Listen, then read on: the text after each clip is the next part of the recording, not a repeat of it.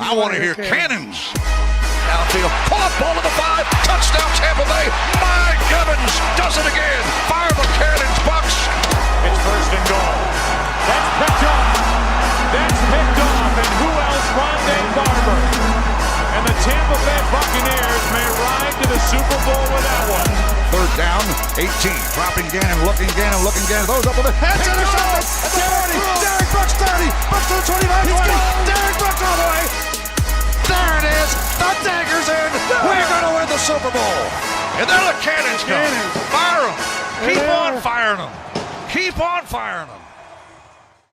Hello and welcome back, Bucs fans, to a brand new edition of the Cannon Fire Podcast. I'm your host, Rhett Matthew, joined alongside me, my good buddy and co-host from BucsNation.com, Evan Wanish. The Tampa Bay Buccaneers are back at practice this week after a couple of days off, and we are going to hear about all the highs and lows from this week. Advent Health Training Center. From Pewter Report, joining the show today, Matt Matera. Matt, it's been a little while, but a pleasure to have you back on the pod. Excited to talk some ball with you today. How you doing, my friend? I'm doing well. Thank you so much, guys, for having me on, and I hope everything is good with you guys, too. Absolutely. Staying busy. Everybody getting back into the groove of covering the Buccaneers, getting ready for the first preseason game against Cincinnati this weekend. But wanted to open things up with training camp talk and kind of focus in on the quarterback position. Baker Mayfield, who, believe it or not, at least on our show, has not been a guy that we have talked about a lot throughout the course of training camp, but I feel like it's always very divisive to talk about how the quarterback is doing because you're going to get some good days, you're going to get some bad days, and at least as far as this week goes, that's what we got from Baker. It was kind of a disappointing practice for him yesterday, but today he was on fire. Big-time throws, touchdown pass to Cade Otton, another big-time play to Mike Evans. And Matt, I wanted to ask you, we know that the situation for Baker is a lot different this year than it was last year. He got the contract. He's got the starting job. Doesn't have a QB competition to worry about. Has a new offensive coordinator, but mostly has the same group of wide receivers he's going to be throwing to. In the practices that you have been when you're watching Baker, what do you see maybe some of the biggest differences are between how he practices this year compared to last year? Yeah, I just think he has so much more command of the offense. And when I say of his teammates, I don't mean like he's controlling them and doing everything, but just understanding where Mike Evans is going to be, where Chris Godwin is going to be, and just the chemistry after a year of playing together is just leaps and bounds so much further than it was when he first came to Tampa Bay. And you mentioned them having a new offensive coordinator, Liam Cohen. Liam Cohen is quite new to many of the Buccaneers on this roster, but he does have that familiarity with Baker Mayfield. So Baker, as part of that leadership role, has really been coaching up a lot of guys, even going back to OTAs and minicamp on, what to expect in this offense, how to run a certain route specifically. And I just think you've seen the timing, particularly with Mike Evans, has been off the charts fantastic. Like, every single big play to begin a day of practice, if Mike Evans is participating because they're giving him, a couple rest days here and there, it's usually Baker and Mike Evans connecting on a play. That was also today. The first big touchdown of the day was Mike Evans from Baker Mayfield. So really just kind of understanding everybody. There's just a confidence, a relaxation because there's not all this pressure of like, who are we going to be? Who's going to be our quarterback? And guys are playing fast and loose, and that starts with Baker. Yeah, and I think this year's a big year for Baker because look, I mean, one of the reasons he didn't last in Cleveland was consistency, right? One of the reasons why Carolina thing didn't really work out was consistency, and you even saw that consistency up and down a little bit last year, right? There were going to be times when this guy looked like a top 15 quarterback in NFL, and then there were times when you're like, I don't know what he's really doing right now. So I think from a year-to-year basis, Baker Mayfield hasn't really put together many times 2 good years in a row, right? So I think this is a big year for him as well. Yes, he's got the contract. He has a little more security in that sense. And there is no real question of who's the starter, which will help him, I'm sure, in training camp. I'm sure that is going to help a lot, not having to deal with that. But, I am curious to see what type of Baker Mayfield we get. And it is a little bit more difficult now without Dave Canales, right? I think you'd be able to tell a little bit more of a clearer picture on, a year or two of the same offensive coordinator. Baker's had a ton of different offensive coordinators in his career, which hasn't helped with the consistency, right? That's another factor in why the consistency has been an issue. But I am curious to see how he performs. I think it does help that they got back Mike Evans, obviously Chris Godwin's back, Trey Palmer. They added Jalen McMillan, Kate Otten's still there, Rashad White. They improved the offensive line, by adding a guy like Graham Barton, who we'll talk about in a little bit. So I think that those pieces together, I think, are going to matter. He does have some familiarity with Liam Cohen, which will certainly help, and hopefully, they'll be able to, get off the ground running here, right away, really, and not have to have a sort of a period where you're still sort of learning the ropes here. Yeah, I think Baker. Sorry, go ahead. Oh, sorry, go ahead. No, you're good. I was just going to say Baker, he's the kind of guy, he's the type of quarterback, like most quarterbacks, you want him playing confident. You want him playing almost a little bit cocky, just because that's the style that I get from him. But that's when he goes out there and he plays his best, at least from what I saw last year for Tampa Bay, especially down the stretch. He started stacking some games up, some really solid performances back to back. You keep him confident, dare I say risky, I feel like that's when he's going to give you the most he can, and that results in some big plays. Baker made a really interesting comment last week when he spoke in front of the media and everything. And I'm summing it up and I'm paraphrasing, but he pretty much said, this is the most comfortable / secure that I've been since playing at Oklahoma. And it's a really good point when you think about it. I mean, obviously he experienced it, but because there was so much turmoil and coaches coming in and out in Cleveland, whether it's a head coach or an offensive coordinator, he had a new one every single year, that it was really tough to find that stability and that consistency like we've all been talking about. And I do agree, like that's my main concern with Baker is how consistent can he be, because the greatness is in there. We all watched that game against the Green Bay Packers. Mm-hmm. We saw him light it up. Unfortunately, it was a loss for the Bucs, but that Texans game, the offense was fantastic. The Bucs did not lose because of the offense. But then you see games like, the home loss to the Saints when they had a chance to clinch the division. Even when they did clinch the division, they won 9-0. It wasn't really the doing of the offense. It was Antoine Winfield Jr. forcing that fumble in the end zone, and the Bucs kind of getting lucky from it. So, yeah, the consistency is big. The stability, playing with guys like Mike and Chris, sure, a lot different than Odell Beckham and Jarvis Landry back in the day with Cleveland. And then to bring it back to Liam Cohen coming to this Bucs offense, yes, Baker does know it. I also think this offense, which will help the whole team, comes more with a higher football IQ. And this isn't a knock on Dave Canales or anything like that, but let's remember, when Canales came in, he had never been a play caller at the NFL level. He'd only been in one system with the Seattle Seahawks. So last training camp, the defense was even slower because you kind of had to treat the offense with kid gloves a little bit. And how many times last year, especially a run play on 3rd and short or whatever it may be, was there just a play that was dead on arrival for the Buccaneers? You knew as soon as you saw the defensive setup, who was in the box, this play was not going to work. Now with Liam Cohen, because of his background with the Rams and being a play caller at the University of Kentucky, he's a little bit more on the same level of Todd Bowles in terms of like the call-it periods. They can just run whatever they want. The defense can run whatever they want. And they're going to have several plays called in the huddle, and it's going to be up to Baker Mayfield, who gets to be a little bit more of a field general than he was a season ago, to look at the box, say, all right, there's less guys on the left side. Let's run it to the left side, or whatever the case may be. Let's do a go route down the field. Baker getting to call the shots a little bit more, I think, is helping everybody, and it requires a high football IQ, but I think all the guys on this roster have it. Do you think it's a stretch when people say things like this is potentially the best team Baker's ever had in his NFL career? I know last year he was still dealing with a first year system, things he had to get used to, right? But they ultimately made it work. They won a playoff game, lost a competitive playoff game, and then this year they're looking to get better. Todd Bowles with a little bit of a tone shift. We'll talk about that too. But when you look at this roster and you look at the position that Baker's in and the confidence that we just talked about, do you think this is the best situation he's ever been in? It's close to it, right? I mean, if you want to compare run games, then no, it's not, because the Browns had some really good run games and the Bucs have been dead last over the past 2 seasons. But in terms of locker room culture, atmosphere, absolutely. And that speaks to the leadership of Mike Evans and Levante David and things like that. Baker's freedom to kind of do what he wants in the offense and be himself. Yeah, he has it in that sense.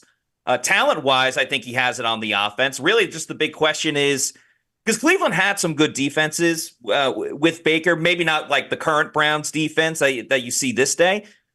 Overall complete team, it's very close. It's very close. I'm not ready to say it yet just because of, the run game, which obviously is a focus of the Bucs this year to improve. And imagine if Baker, he doesn't even need a good running game, just like a middle of the road running game, how much better that could be for this offense, which is very quarterback friendly to begin with. I'm not ready to anoint it yet. However, by the end of the season, I think it could be clear cut that it is. Yeah, I think I do agree, especially with the run game point. And look, the run game improved a little bit, right? With Dave Canales last year, it was honestly going to be hard to be worse than what they were in 2022. But so naturally, it improved. But yeah, I think you're looking for another step, right? So hopefully, Rachaad White takes maybe another step. Guy like Bucky Irvin can come in and bring something else, right? Bring another element to that run game. So and just like you said, I don't think it doesn't have to be elite. It doesn't have to be great. But if it's better, I think we've seen the numbers off of play action, the rollouts that they can do. It's just a lot of different things when your run game is going and the defense has to worry about that too. I think it opens up a lot more for a guy like Baker Mayfield, especially in an offense, which if what is going to be run is what we're assuming is going to be run. It's going to be a lot of misdirection and stuff like that, and keep the defense on their heels a little bit. So I think when you have a run game, especially, in the short yardage situations, right, that's when you can really fake people out. The Detroit Lions in that playoff game last year, right, they had that big play where I forget the tight end's name, got rid of Ryan Neal. It was that big play. It was on a 3rd and 1 or 4th and 1. They were able to sell the run game so well, and it opened up the pass. So I think that would work very well for Baker. But it's that I think it's probably it's the best weapons he's had. It's the best supporting cast on offense that he has had in his career. Because I mean, OBJ and Jarvis Landry back in the day, like they were good. I mean, they were really good. But I don't think they're quite on a level of a Mike Evans and a Chris Godwin, especially when you put together Trey Palmer and Jay McMillan. And like I said, the offensive line, which Cleveland's offensive line was very good. But yeah, I think the supporting cast is probably better. Overall team, like you said, Matt, I do agree there, where it's kind of let's wait and see how this year goes first. There's a lot of questions on the defense. They're taking a lot of chances with a lot of younger players on defense, and see if that run game can improve as well. Wanted to get your thoughts here on some more younger players on the roster, specifically the wide receiver room. The first depth chart of the preseason was released earlier this week, and the Buccaneers had Trey Palmer at wide receiver 3 over Jalen McMillan. Now, day in and day out, you're hearing good things about either one guy or the other. I'm becoming a pretty big fan of Jalen McMillan, especially because guys are talking about how he has a good feel for the game. He's composed out there. He's smooth. He's in a good rhythm. And then, of course, Trey Palmer, we know what he's capable of. He's made a couple of plays in a Buccaneers uniform. But when you look at the wide receiver room, and specifically that wide receiver 3 spot, who do you think has the edge between Palmer and McMillan? Yeah, so overall, by the way, like talking about just complete personnel and roster, I feel way more comfortable about this year's Bucs roster and personnel than I did even a season ago with Tampa Bay. So to bring it to the wide receivers, I think Mike Evans really said it best when he was talking about Jalen McMillan. He said he's very polished for a rookie that's come in. And talking to McMillan, he says, all I want to do is gain the trust of Baker Mayfield, and I want to make the Pro Bowl. But that kind of goes hand in hand, right? If you don't have the trust of your quarterback, you're probably not going to be a Pro Bowl wide receiver. In terms of McMillan, I guess, versus Trey Palmer, McMillan has just been lights out. Like, he is smooth. He is a great route runner. He makes a ton of catches over the middle. I've only seen one drop ball from Jalen McMillan, and it wasn't even against the defense. He was running on air, and I think he got a little cocky after he had a great practice the day before, and that was early on in training camp. Has not happened since. He's got great athleticism. I've seen him jump up, make a spinning catch, land inbounds for a touchdown. I've seen him get over the middle. He makes guys miss. He was making guys miss before they even had shoulder pads on. You know how tough that is to do, in that type of practice? And so McMillan has just been so good that the minor mistakes that Trey Palmer has made, it just kind of balloons a lot more because you got this new shiny prize over here with Jalen McMillan that we haven't seen before. Trey Palmer has really come on the past couple of days. He did have some drops early, which, you don't love to see because that was a little bit of an issue with him last year, but that speed is there. If I was going to give the nod, and I don't read too much into the depth chart. I mean, you look at running back, Chase Edmonds is RB2. He practiced the first day of training camp and hasn't practiced since, and now he's second string running back. So I don't put too much stock into the depth chart right now before they've even played a preseason game. In my eyes, McMillan is wide receiver 3, but that doesn't mean that Trey Palmer is not going to be part of this offense. I mean, him and Baker Mayfield connected today on a deep ball down the field. That was a great throw by Baker, great catch by Trey Palmer, and then he sprinted the rest of the way. And he doesn't need a lot of space with the speed that he has. Then he chucked the ball up at the scoreboard because you know how he always tweets I woke up pissed off on game day and things like that. So he looked a little pissed off in that situation. There's going to be packages for both guys at wide receiver 3. So I wouldn't get too attached to who's 3 and who's 4. I do think McMillan will get more snaps by the end of the season, get targeted a lot more. But that just speaks to how well McMillan has done and not necessarily any step backwards that Trey Palmer has made. Yeah, that's pretty much the point I was going to make too. I don't really think it's that Trey Palmer's been bad. I just think it's been that McMillan's been so good. I think it's a more of a compliment to McMillan, not really a knock on Palmer per se. We also have to remember, look, Jalen McMillan was a 3rd-round pick, right? Trey Palmer had a great rookie season, but he was a 6th-round pick. So there is differences here, right? That there is honestly, if you're just thinking about it, Jalen McMillan should probably look a little bit better if you're just basing it on that, right? A whole 3 rounds ahead of where Palmer was picked a year earlier. So Trey Palmer had a really good rookie season, an unexpected rookie season because Russell Gage went down, in the preseason, and he had to step up into a role that he probably was not expecting to play, and he did well. But I do agree. I would be surprised if Jalen McMillan wasn't this team's wide receiver 3. But also, the NFL nowadays, man, your wide receiver 4 is going to play a good bit too. So it doesn't really matter that much about who's positioned where. Like you said, especially nowadays, like the depth chart that was just released before preseason games even played or anything. A lot of times that doesn't really matter. But yeah, I do agree that McMillan will probably be the wide receiver 3, but Palmer is certainly going to get plenty of looks. And the chemistry is obviously there with Baker and Palmer, and Baker and McMillan now, though, are building that chemistry, right? Building that rapport with each other. So that's important. That's what these camp practices are largely about as well, especially a rookie, getting up to speed with the overall, speed and athleticism of NFL players. Is something that he hasn't seen before. So it's a good look. I'm hoping, he can play in the preseason a good bit. And I think Palmer will too as well. I think both those guys not sure how much you're going to see Mike Evans or Chris Godwin, but I think you're going to see a healthy dose of both McMillan and Palmer. One last thing I just want to add real quick is McMillan being that 3rd-round pick, he's the highest drafted wide receiver since the Bucs drafted Chris Godwin. Yeah. So if he's on any trajectory like Chris Godwin, that'll be important. And there's a lot of arguments that if McMillan didn't get hurt at Washington, could have been even a 2nd rounder. So the Bucs kind of benefited in that aspect. But Trey Palmer will be in the mix, but McMillan's the real deal at the moment. Listen, I know it's kind of far away. We'll cross this bridge when we come to it, but just wanted to get your 2 cents since you did bring it up. The situation the Bucs are going to find themselves in at the end of 2024 with Chris Godwin potentially becoming a free agent and going elsewhere. What does Jalen McMillan have to do this season for the Bucs to feel good enough about potentially ripping that Band-Aid off? And again, I know it's a lot of pressure for a rookie. This is a rookie wide receiver, potentially wide receiver 3, 3rd-round pick we're talking about. But Chris Godwin, I think, was the first guy most people thought of when they saw the Bucs take McMillan. Yeah, some people see McMillan as a direct replacement for Chris Godwin, and I don't see it that way. I do think that there is a world where Chris Godwin is re-signed by the Bucs this offseason.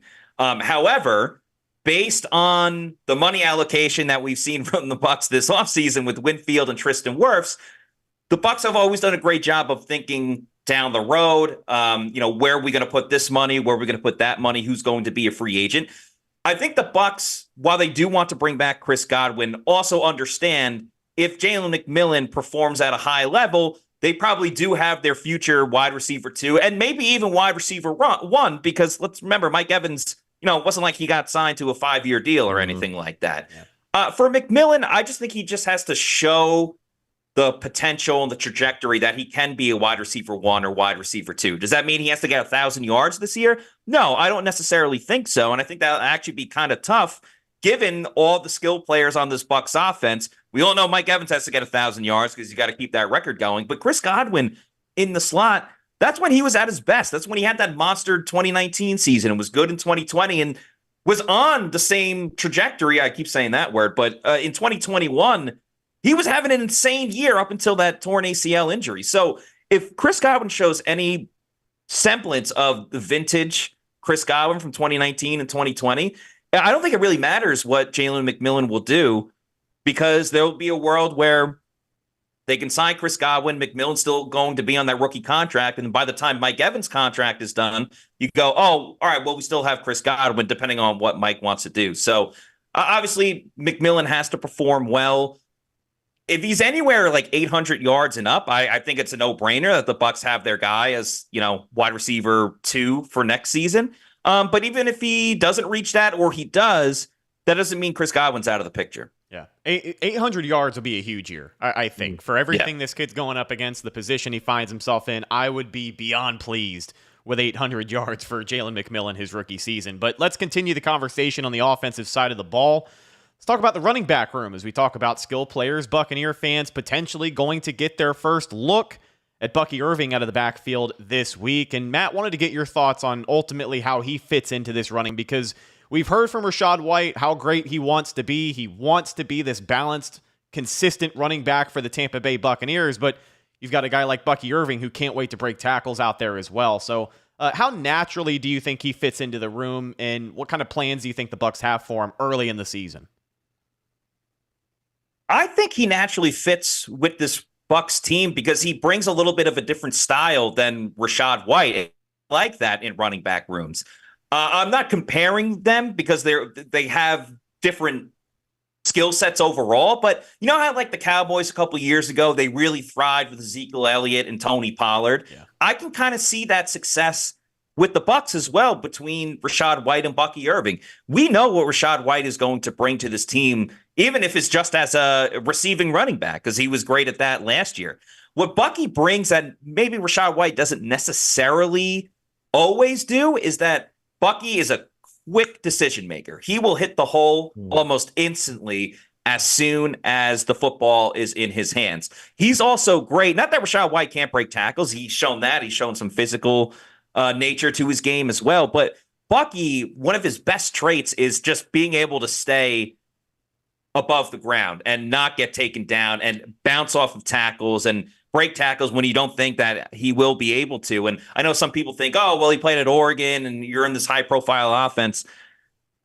He's still getting to the second and third level after getting through all those defensive linemen. And honestly, I'm at practice and I'm watching stuff. Sometimes I can't even find Bucky Irving, like in the mix of the offensive lineman and defensive lineman going against each other, and somehow Bucky just kind of pops out. So I would put Rachaad White ahead certainly as like a receiving running back.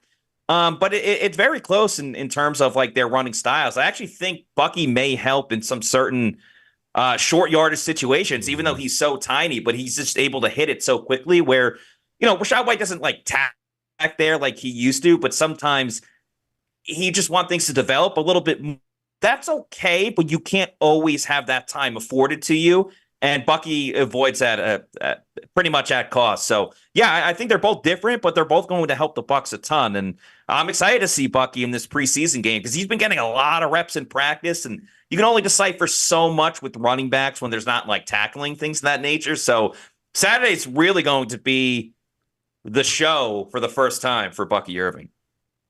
Yeah, and I agree with what you said about, the one of the big differences is the decision making, right, between Irving and Rachaad White. I see a little bit of like Le'Veon Bell in terms of style with Rachaad White. Le'Veon Bell, very patient runner, guy who, like you said, kind of in his rookie season especially he did this, but like, sort of tap dance at the line where you're like, all right, just go, like just don't wait, And Rachaad White did get better at that a little bit in the 2023 season, and it will be nice to see a guy like Bucky Irving who just immediately, just goes. It's a good comparison you made about the Cowboys a few years ago, where it's kind of that thunder and lightning type deal, right? It's it's not just one, the one complements the other, right? It's not repetitive, it's not redundant. So I do think that'll help the offense. I think that'll help, and it'll help everybody involved. This is what we talked about earlier about a running game helping Baker Mayfield. That's gonna help. And I do think while Rachaad White's a better receiving back, Bucky Irving can still do it. It's just that Rachaad White's probably better, and that's fine. That's not a bad thing. It's not a bad problem to have. So I am very curious, to see how Bucky Irving looks on Saturday. We're not sure about how much Rachaad White's going to play, if at all, on Saturday. So could see a good bit of Bucky Irving on Saturday against the Bengals. The thing that I'm waiting to see specifically with this run game this season under new OC Liam Cohen, I want to see more creativity in the run game. I want to see something different with the running back usage. I think to Dave Canales in certain situations last year, and there's one that always pops into my head. The Bucs were down 20 points to the Saints at home. Yep. And we're running, tosses 5 yards behind the line of scrimmage to the left side, and they're getting blown up every single time. Like I didn't understand. At times, it felt like he wanted it to work, man. He wanted to force it. It was a square peg and a round hole. Sometimes it felt like, but I think that creativity is what a lot of people have been yearning for, because we know what Rachaad White can bring to the table. I'm excited to see what Bucky Irving can bring to the table. Hopefully an upgraded unit, at least in run blocking with the offensive line this season. But I think beyond all of that, you just need a little bit of creativity. Matt, do you have any insight at all as to, the running back usage or any plans that, Bucs fans could expect this year for the running backs?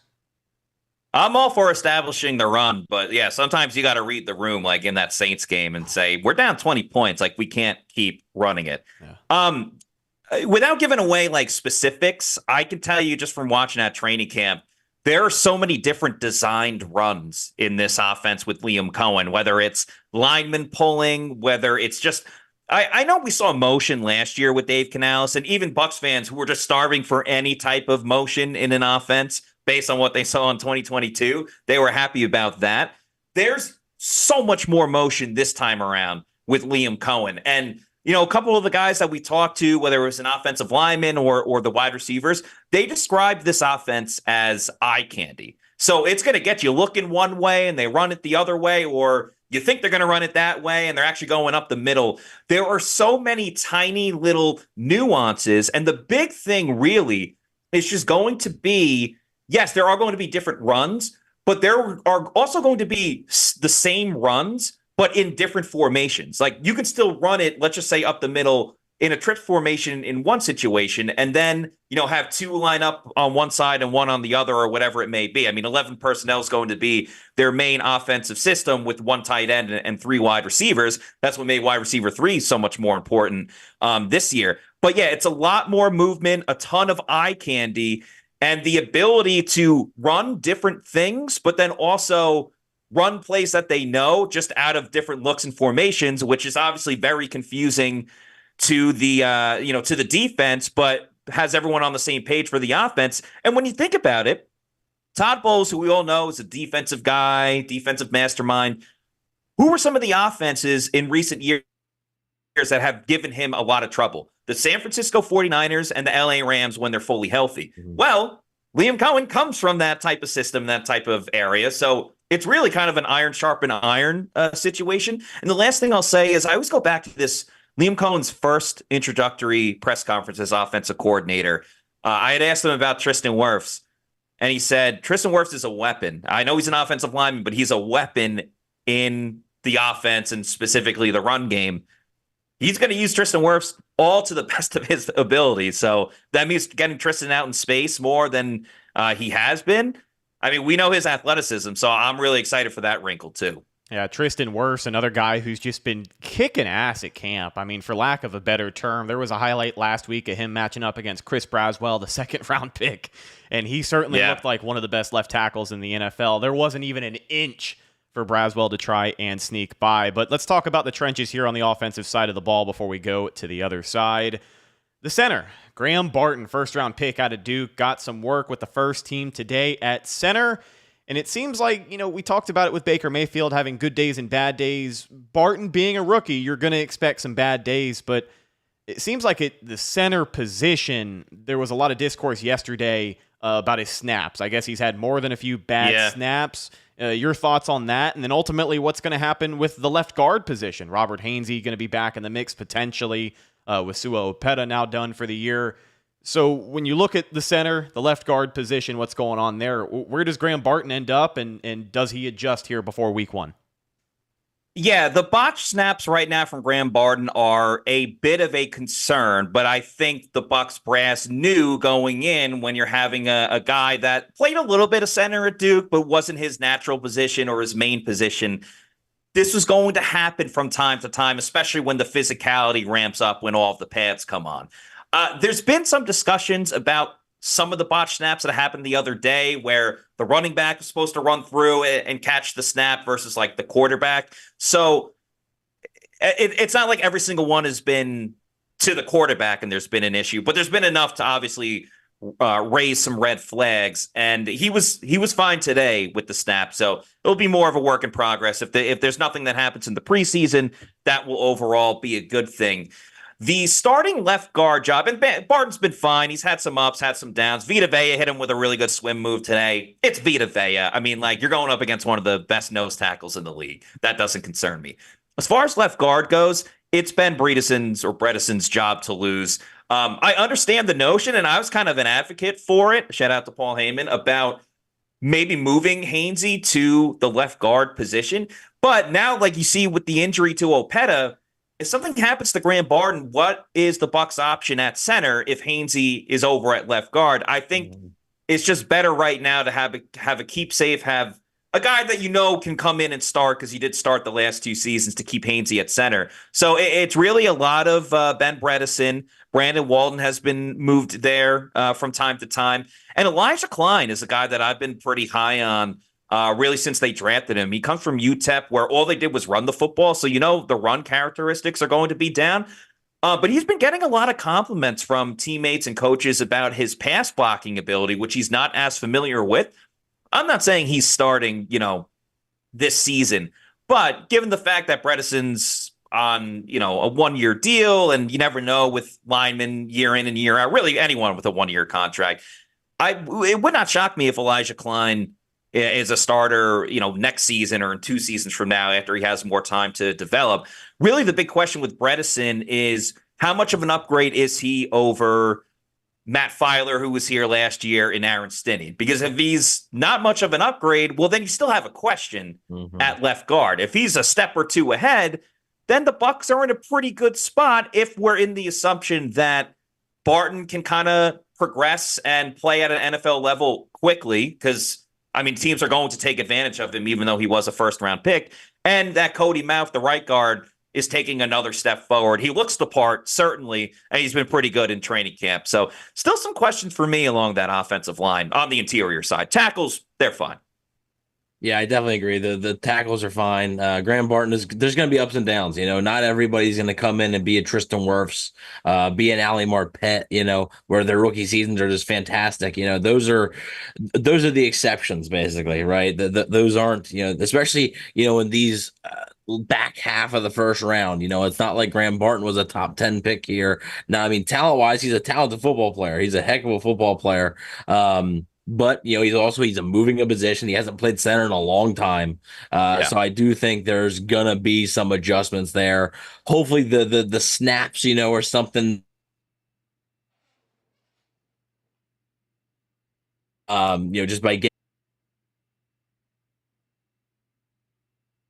this and that, or anything like that. But as far as actually going up against NFL competition, on the other hand, there's going to be some times where they're going to look a little out of their element, right? I remember what Khalil Mack did to Tristan Wirfs of all people in his rookie season, right? So it happens to everybody.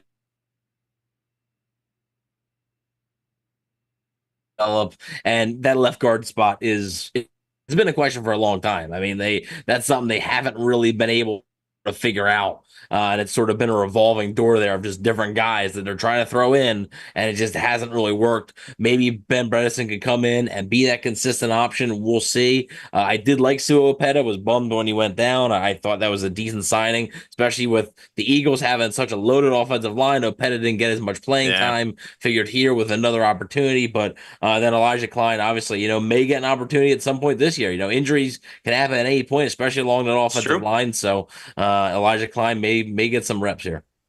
Let's talk about the other side of the trenches here, specifically this pass rush. But before we dive into the defensive side of the ball, it is the perfect time to remind you guys that today's show is brought to you by Autograph, the app that curates the best content, tickets, and gear to help you fan to your full potential. We all know that being a fan is a full-time job, so Autograph does the heavy lifting for you. From tickets for big matchups to breaking news, the Autograph app has curated content for fans of all things Tampa Bay Buccaneers.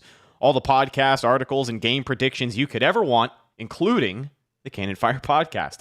The new replay feature lets you get today's news without the noise when you need the too long didn't read to start your day. You can download their app, sign up for free, and use promo code BUCS. That is promo code BUCS, BUCS, Google Play or the Apple App Store today. Once again, thank you to Autographed for signing on to the Cannon Fire podcast. Excited to have some cool things in the works with these guys, and great sponsor. Let's dive right back into it. I haven't done a live read in a while. Sorry, I got to mentally reset here because it's been a minute. Let's talk about the pass rush. Yaya Diaby was the talk of the town when he narrowly avoided injury last week. It was a high ankle sprain, so we won't see him at all in the preseason, but Bucs are hoping to have him ready to go for week 1. But I think the widespread panic of a lot of Bucs fans when Diaby went down just speaks to their comfort level of the depth in the pass rush, specifically that outside linebacker position. Matt, a couple of guys had big days today. A couple of younger guys had big days today. I think you guys mentioned Jose Ramirez. Marquise Watts has made a couple of big plays in camp. Chris Braswell has been popping up here and there. But around that, you've got Anthony Nelson, who is a player who did get his contract from Tampa Bay, but seemingly has a lot of pressure to perform this year. You've got Joe Tryon-Shoyinka, who probably has the most pressure, I think, of any along that defensive line to perform this year. And then, of course, Gregory was supposedly going to be around. Depth. It's a little bit of for guys like Marquise Watts. Some splashes. I think we all. Ramirez worked a lot on his physique this year. Looks a lot bigger. Never had the size, so I do worry about him at times. He does have that speed, and if he's going the Shaq Barrett route of undersized, but he's got the speed to get around. 2022. So hopefully Yaya, obviously everyone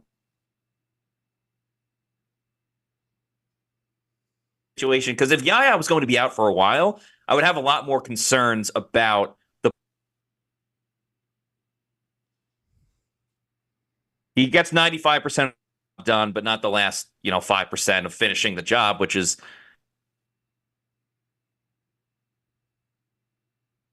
all steady Eddie.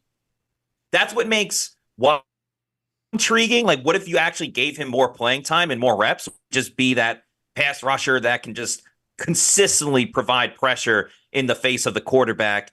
And same here as if he got more opportunities. Braswell, I'm still not really sure what to make of it yet. And that's why I'm also very excited when we're under the lights type of performer necessarily in practice. He's had some moments where he'll get by the offensive tackle in 2 seconds, and it's like, wow, his speed is way better than I imagined. But then you see him going on like the individual sled and he's having trouble moving that. And you're like, you don't really love to see that from your second round outside linebacker. He's gotten stonewalled by and stifled by Tristan Wirfs, but that's kind of to be expected. But because he plays with a physical, violent nature to his game, he's another guy, kind of like Bucky Irving, what I talked about, where we haven't fully seen what he can do as a football player because there's not that much physicality in training camp. So that's the big question mark, really. Hopefully Yaya is back. I always tend to think when they say, oh, he's going to be ready by this time, it's always like later. And that's for every sport, not even just football. But hopefully he is back for the start of the regular season because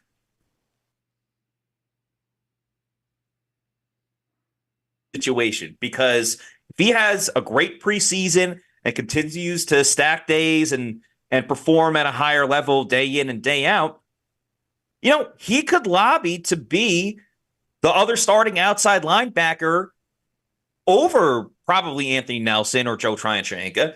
Or is he coming along enough where he can be in that rotation with JTS and Anthony Nelson? Or I guess maybe not worst case scenario, but if he still needs more development and it's like, all right, JTS is going to get a lot of snaps, maybe Braswell kind of gets the Marquise Watts treatment of select moments here and there. That's not what you want to see from a second round pick at outside linebacker. I'm just bracing Bucs fans that it could be anywhere from fantastic, let's get him in the starting lineup, to he's going to need a lot more development before we really put him in the rotation. So that's why I find him such an intriguing figure. Yeah, and I think it's good news. The Bucs pretty much, they dodged a bullet with Yaya Diaby because it didn't look great, right? And when the cart comes out and he can't really put much weight on the leg, and you're wondering what it is, and it's an ankle and this and that, and then you start to, like you said, you start to think the worst, right? And is he, even if he's not out for the season, is he going to be out the first 2 months of the season? They're playing some really good quarterbacks this year. They're going to need the pass rush to step up. Yeah. Week 2, they go to Detroit to play Jared Goff, who Jared Goff has been a thorn in Todd Bowles' side. He has not been able to figure out Jared Goff at all. So like right off the bat, they're pretty much gonna need that pass rush, and Yaya Diaby's a big part of that. So they did dodge a bullet. That's nothing too serious with Diaby. If he misses time, it won't be significant time. So I am still concerned, even with Diaby. I still think the pass rush was a concern because, look, I think the Bucs were hoping that Diaby would take another step, right? He had a great rookie season, especially coming on late as the starter. I think they were hoping that he'd take another step, right? Chris Braswell maybe, contribute a little bit. Joe Tryon-Shoyinka, I think whatever you get from him at this point is a bonus. I think I believe they already declined his 5th-year option. So that sort of tells you about where they sort of think about him right now, where they had the choice to basically have him under contract for 2025. And we're like, no, like we're okay, So he'll be a free agent. So it's a big year for him, right? It's a big year for JTS. And just like you said, he's done a great job of getting to the quarterback sometimes. The burst is there. He's one of the most athletic players, I think, on the entire roster. But you got to get the sacks. And at the end of the day, if you don't get the sacks, it doesn't really matter if you almost got there when it doesn't really affect anything. So Anthony Nelson is what he is at this point. He's a rotational guy who's a solid rotational guy, but is that somebody you want starting the bulk of your games? Probably not, right? And I do like the notes that you brought up about Braswell because I do think a lot of people are sort of thinking, oh, this guy could be like a Yaya Diaby, a guy who flashes a little bit and then comes on towards the end of the season. Maybe it takes him a little bit more time, right? Maybe it takes him, this entire year where he plays just a little bit, and then next year you see him sort of come into a bigger role. And honestly, I think that's okay. It's not like I don't think they drafted Chris Braswell to be their savior at pass rush. He was more of a complimentary piece than anything, but I still am concerned about the pass rush. I think it's one of, if not the weakest point on the team right now. I don't really see how they're going to affect the quarterback consistently at outside linebacker, aside from Joe Tryon suddenly turning it on, and becoming that, 8 to 10 sack guy that they were hoping he'd be. Diaby come back fully healthy and take another step. But there are some intriguing names with Watts and Ramirez, so they have some interesting depth.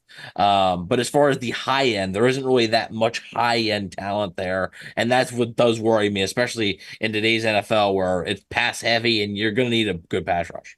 Joe Tryon Shoyinka, what is the number of sacks he has to get this year for the Bucs to potentially change their mind? I know that he still has an entire season, but the number in my head, it seems like he's going to have to do a lot more than the next guy, and I feel like if he has less than 7, he's definitely not going to be back.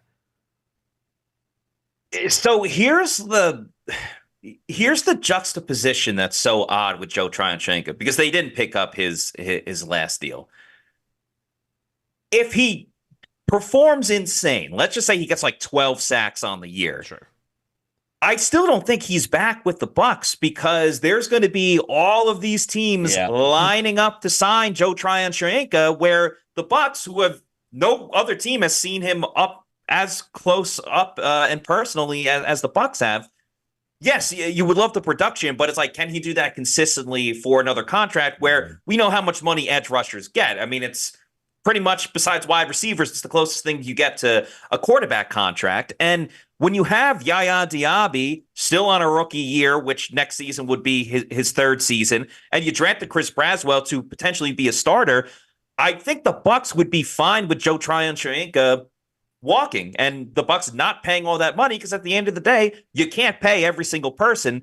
And I don't think that they would put themselves in a situation where they're going to pay JTS for one big year of production versus all the other years that the job didn't get done. Now, on the flip side, if he only records like 3 sacks, but he gets a ton of playing time, kind of similar to what he's got in his career, why would the Bucs re-sign him in the first place? So oddly enough, to answer the question, I mean, what was his best year? He had 5 sacks. I think if he gets if he gets anywhere between 4, 5, or 6 sacks, I could see a situation where the Bucs offer him a deal that he's probably not going to love.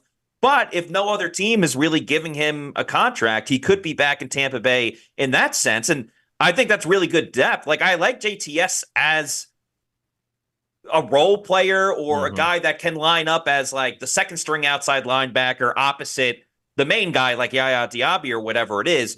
But they're not going to overpay for the production that JTS has gotten. Yeah, a great point there. And honestly, I think, something that I had thought about before, just because you hear from everybody how pinned against the wall he is as far as like, this is it. You know what I mean? Like it's probably going to be it. You just spoke to how he could go out there and overproduce, and the Bucs are going to find themselves still with their hands tied and not much to do with paying an edge rusher. But let's wrap it up here with the defensive backfield. And we know the stars. We know Jordan Whitehead. We know Antoine Winfield Jr. back there.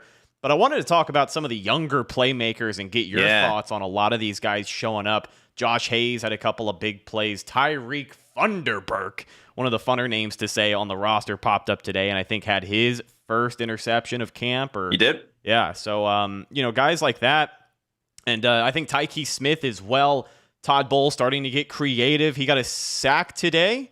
So, he did. These guys are going to be dynamic in their usage, but they're showing here early that they have the athletic ability to go out there and literally take plays away. When you're jumping 4, 5, 6 feet up into the air, to grab that interception, it's quite the difference maker. And a lot being said about these young DBs. I am very impressed with a lot of the rookie defensive backs and second-year guys. Let's start with Tyke Smith. I am a huge fan of Tyke Smith. I really enjoyed the pick when the Bucs selected him this year. You've heard Todd Bowles say that I almost don't look at him as a rookie. He looks like he's a veteran. He puts in so much preparation behind the scenes, and he just has those traits just watching him play. I'm not comparing him to like Ed Reed and Troy Polamalu, but what made those guys great is that they could read a play, anticipate it, make a break on the ball before it was even thrown.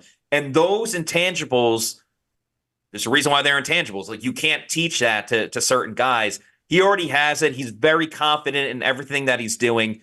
The reason why he's similar to Antoine Winfield Jr. is because he can do a lot of everything. He's very physical, which we haven't totally seen yet, given that it's training camp. He's a great blitzer, as we mentioned, a sack today. He can take the ball away. He's had some nice pass breakups, hasn't gotten an interception just yet, but it's coming. He got some in rookie minicamp and OTAs. It's coming. Maybe it doesn't even happen until the regular season, but he's just a super talented guy. I have so much fun watching him as a player. Funderburk, the athleticism. I felt like he was in the air for 15 minutes when he jumped up and made the interception today. He's got a great deal of athleticism. Even on reps that he loses, he makes the receivers fight for their life. Like there's a lot of tight coverage. There's a lot of, hand fighting and things of that nature. And I love that he just makes the receivers compete on every single play if they do want to catch the football. Rashad Wisdom is another guy, played at Mississippi State, an undrafted free agent. I've been impressed with him too. Had great coverage on Jalen McMillan the other day on a deep ball from Baker, and he was able to knock it away. He had a big practice, the night practice that was indoors. He had an interception, and he forced a fumble as well.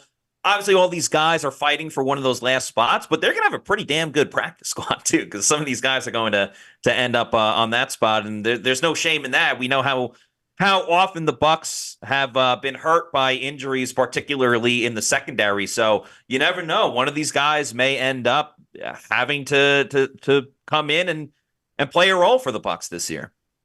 Yeah, I think the good thing that I like about the secondary is the versatility, right? There's a lot of different guys that can play a lot of different positions. Tyke Smith can play safety or corner, nickel. I think, that's like future-wise, a couple years down the line, if all goes well, he's probably, they're starting nickel full time. Like he is there, entrenched in that spot. Antoine Winfield obviously there. We know what Jordan Whitehead can do. Tyreek Funderburk. There's always that dude, right? There's always a guy in every training camp that sort of comes out of nowhere. It seems like Funderburk could be that guy, and he's making a strong case that may stay on the roster. Now, I think the preseason games will matter a lot. He's going to play a crap ton in these preseason games. Yeah. And those are really going to be the determining factors on if he can remain on this roster and fight for one of them last spots. But there's a lot of guys that do a lot of different things well, and I think Todd Bowles really, well, we know that he likes his DBs versatile, right? He likes them to be able to blitz, cover, play zone. He likes them to do a lot of different things, and he asks a lot of the secondary. So it's an important role in the defense, and I'm excited to see a lot of that's a lot of intriguing depth. We mentioned a lot of names there, a lot of guys that I'm interested to see come Saturday and then beyond.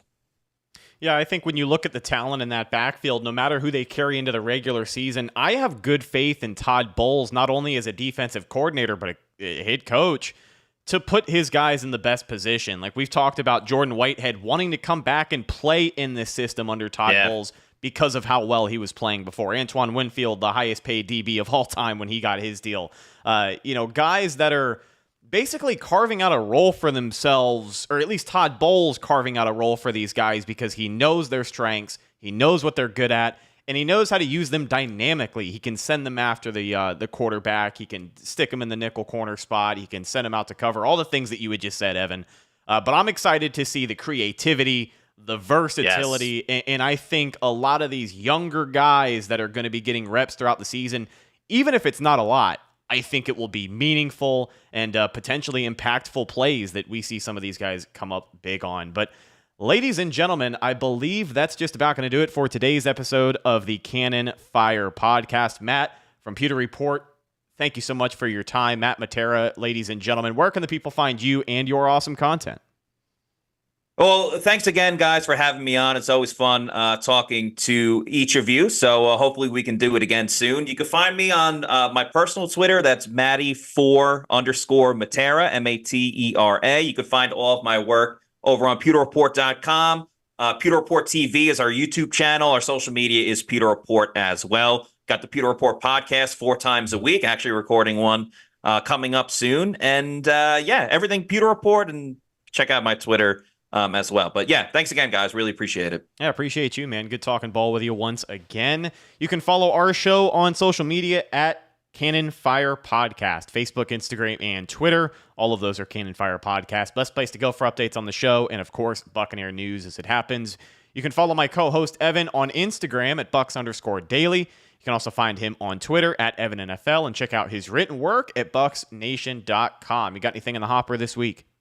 Yeah, I think I'm going to be taking a look at just some players to watch for the preseason game on Saturday, or first football action of the 2024-25 season. So going to be taking a look at that. So stay tuned for all that good stuff. Last but not least, you can find myself on Instagram and Twitter at Reticus, RHETTAKUS. If you follow me, I will follow you back. But that's the show. We will talk to you guys later this week with some more news and headlines from Tampa Bay Buccaneers training camp. Thank you once again to our good friend Matt Matera from Pewter Report.